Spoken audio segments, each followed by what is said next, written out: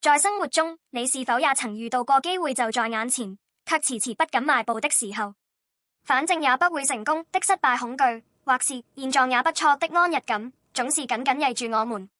你是否正陷入一種身體忙碌卻內心空虛的心理倦怠狀態呢？就像當年的以色列七個支派，雖然已經進入了應許之地迦南，卻遲遲沒有去領取屬於自己的那份產業。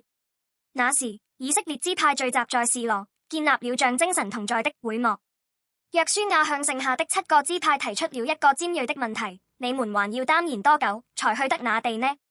約書亞記18:3，這裡的耽延希伯來語 Rapha 意為精疲力竭或重戒。他描述的是一種在長期的戰爭後，心智變得渙散的屬靈和心理倦怠狀態。看着前面的大支派拿走了肥沃的土地，他們或許陷入了我們已經晚了的失落感中。但約書亞說：你們去走遍那地，或出地步逃來。約書亞挑戰他們，不要只剩下虛無的擔憂，要用雙腳去丈量，描繪出具體的藍圖。這就是喚醒安於現狀之心的先行者 （First Mover） 精神。當時以色列的中心從軍事基地吉甲遷移到了敬拜之所示羅，這一點值得關注。我們的人生若要改變體質，中心點必須改變。示羅的會幕預表了未來要降臨的耶穌基督。神希望在我們在努力生活之前，先讓神成為我們生命的中心。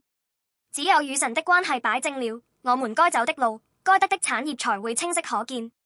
在座的各位，是否有還沒人格化地遇見耶穌的人？或者雖然相信，卻失去了方向，猶豫不決。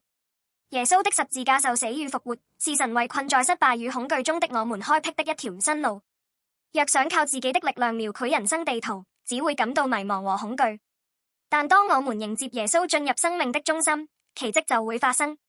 價值的變化，你會發現自己是多麼寶貴的存在。目標的發現，不再只是為了生存，而是佢就名為使命的人生藍圖。產業的擴張不再局限於個人的成功，而是與基督一同夢見改變世界的更大夢想。親愛的弟兄姊妹，神已經為你預備了產業。